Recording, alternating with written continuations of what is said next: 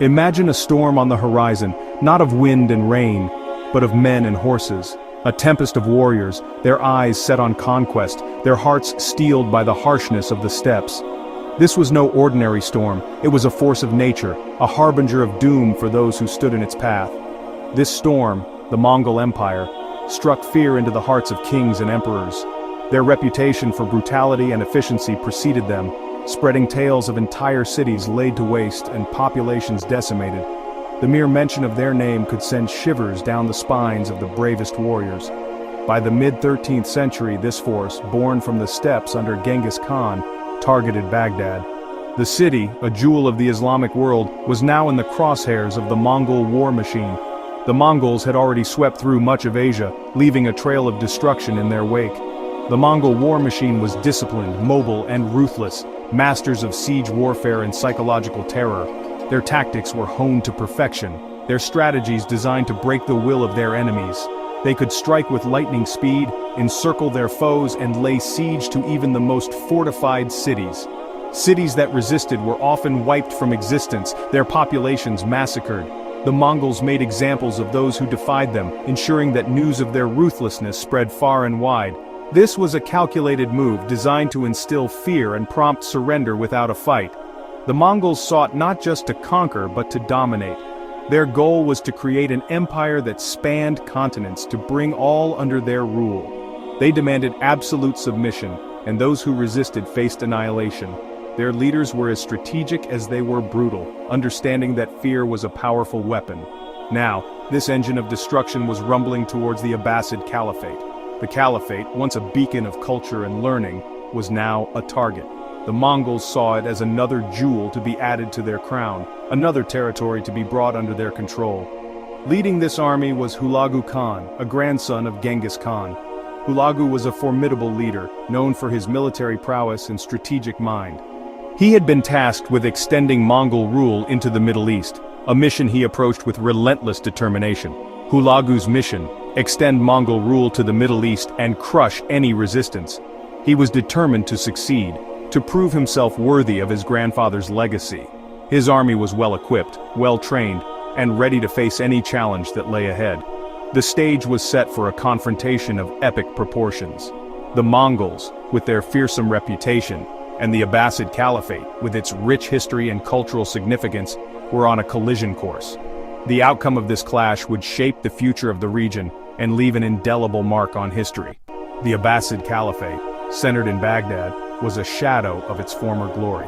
Once a center of learning and culture, it had been weakened by internal strife and external threats.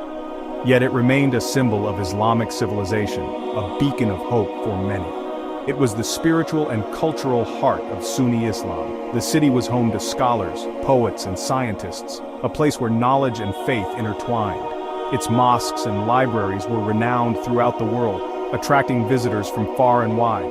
But from the east, a power that saw only submission or annihilation was coming. The Mongols were relentless, their eyes set on Baghdad. The city's defenders knew that they faced a formidable foe, one that would stop at nothing to achieve its goals. The inevitable clash between the Khan and the Caliph was a battle for the soul of an age. It was more than just a military confrontation. It was a struggle for dominance, for control of a region that had been a cradle of civilization. The stakes were high and the world watched with bated breath. The world was about to hold its breath. The Mongol storm was on the horizon and its impact would be felt far and wide. The fate of Baghdad and perhaps the entire region hung in the balance. The Mongol storm was about to make landfall. The city of Baghdad, with its rich history and cultural significance, was about to face its greatest challenge. The outcome of this confrontation would echo through the ages, a testament to the relentless force of the Mongol Empire. To understand Baghdad's fall, one must first understand its brilliance.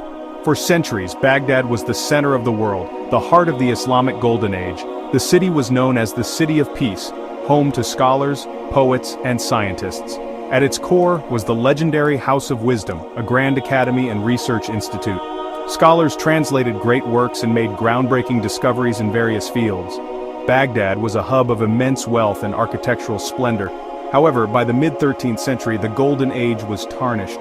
The Abbasid Caliphate's political power had waned and the empire was fractured. The caliph's army was a fraction of what it once was, and the court was plagued by complacency. They failed to grasp the true nature of the storm about to break upon them. The conflict between the Mongols and the Abbasids was personified by two men whose destinies would shape the fate of an entire civilization: Hulagu Khan and Caliph al-Mustasim. Their confrontation was not just a battle of armies, but a collision of worldviews, ambitions, and legacies. Hulagu, a man of relentless action and boundless ambition, saw himself as an instrument of destiny. He believed he was chosen by the heavens to bring order to the world, no matter the cost. For Hulagu there were only two options for those who stood in his way: total submission or utter destruction. Compromise was not in his nature. He commanded one of the largest and most fearsome Mongol armies ever assembled, a force that had already swept across vast territories, leaving a trail of devastation and awe. On the other side stood Caliph al-Mustasim, a ruler surrounded by luxury and culture, but whose actual political power was fragile and waning. He presided over a court that was more concerned with intrigue than with the looming threat outside its walls. His advisors, divided and often self-serving, underestimated the Mongol threat.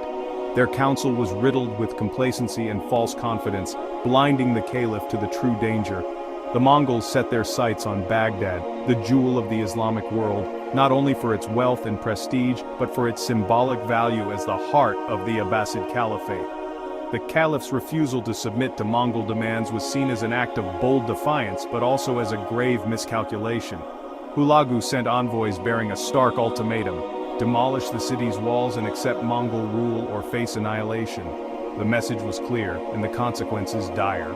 Al-Mustasim's response was a mixture of pride, hesitation, and uncertainty. He wavered between resistance and appeasement, unable to fully commit to either path. Despite the mounting danger, he made no serious military preparation.